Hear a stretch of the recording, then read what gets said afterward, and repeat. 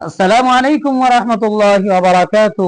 दीनी तालीम का रिसाला नंबर 1, सबक नंबर 19, कौमी खिदमत। क्या लफ्ज है?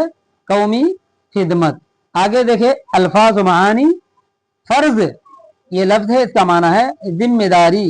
कुव्वत ये लफ्ज है, इसका माना ताकत, जोर। इसी तरह आगे लफ्ज है पनपना, इसका माना है तरक्की करना।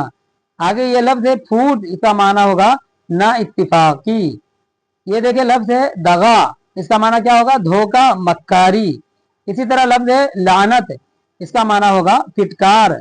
ये देखिए क्या लफ्ज है? जवां मर्द, इसका माना होगा बहादुर। इसी तरह जिल्लत, इसका माना है रुसवाई, बदनामी। ये लफ्ज है इमदाद, इसका माना मदद, हिमायत। इसी तरह देखे बुरी गत, ये लफ्ज है, इसका माना होगा बुरी हालत।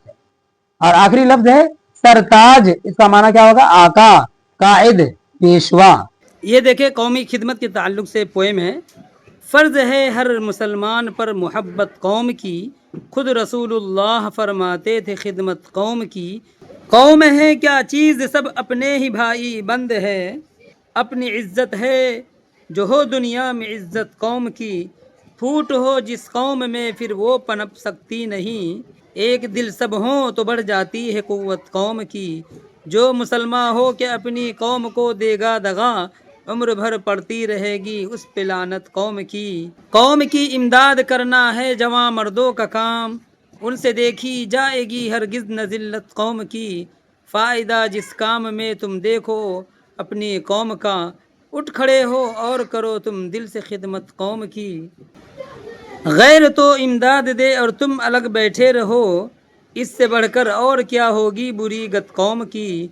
कौम ही सरताज अपना फिर बनाएगी तुम्हें, कौम ही सरताज अपना फिर बनाएगी तुम्हें, जान और दिल से करो बेटा हिमायत कौम की। देखिए कितनी अच्छी नज़्म है, कितनी अच्छी इसके अंदर नसीहत है। एक बात पहले ये कि कौम किसको कहते हैं? कौम को इंग्लिश में तो कहते हैं नेशन, इसी तरह कम्युनिटी, पीपल, यानी शेयरिंग कॉमन आइडेंटिटी। इसी तरह कौम एक ही नस्ल, ज़ुबान, मज़हब या इलाके से ताल्लुक़ रखने वाले लोगों का ग्रोह। इसी तरह इसका माना ये भी होगा किसी मुल्क या मिल्लत के अफराद का मजमुआ। इसी तरह इसका माना ये भी होगा किसी मुल्क या मिल्लत के अफराद का मजमुआ। इसी तरह आसान अगर ज़ुबान में समझे तो वो लोग जो आपस में किसी मुश्तरक चीज़ जैसे ज़ुबान, मज़हब या वतन की वजह से जुड़े हों, उन्हें कौम कहते हैं। मुख्तलिफ पहलू है कौम को समझने के लिए। कभी कभी इलाके के एतबार से कौम कहते हैं, कभी मुल्क व मिल्लत के एतबार से, इसी तरह मज़हब के एतबार से। और अल्लाह के रसूल सल्लल्लाहु अलैहि वसल्लम जब इस कायनात में आए थे तो उन्होंने चाहे अपने हो या पराए हो, मुस्लिम हो या नॉन मुस्लिम हो, पूरी कौम की खिदमत करते थे अल्लाह के रसूल। कोई भी उनके पास अगर परेशान हाल आता तो अल्लाह के नबी जनाब मोहम्मद रसूलुल्लाह सल्लल्लाहु अलैहि वसल्लम उनकी खिदमत करते थे, उनकी ज़रूरत को पूरी किया करते थे। इसलिए अगर हम तरक्की करना चाहते हैं तो कौम की खिदमत को हम तरजीह दें। आगे सवालात की कड़ी है, कौम किसे कहते हैं? ये मैंने आपको समझा दिया। कौम की खिदमत से क्या फ़ायदा होता है आप जानते हैं। जब हम कौम की खिदमत करेंगे तो कौम तरक्की करेगी। इसी तरह कौम की इमदाद कौन क्या करता है? जाहिर सी बात है ये आपको मालूम होना चाहिए। कौम की ताकत कब बढ़ती है? जब आपस में यूनिटी, इत्तिहाद, प्यार कायम रहे कौम के बीच। इसी तरह कौम की कमज़ोरी क्या है? कौम की सबसे बड़ी कमज़ोरी ये होती है कि आपस में इत्तिहाद ना हो, यूनिटी ना हो, तो इससे कौम कमज़ोर पड़ जाती है। इसी तरह कौम की लानत किस पे पड़ती है? जो कौम के साथ दगा करेगा उस पर कौम की लानत पड़ेगी।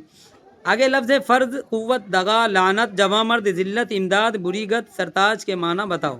आप इस माना को कमेंट के अंदर लिखें, ठीक है। जज़ाकल्लाह खैर। अस्सलामु अलैकुम व रहमतुल्लाहि व बरकातहू।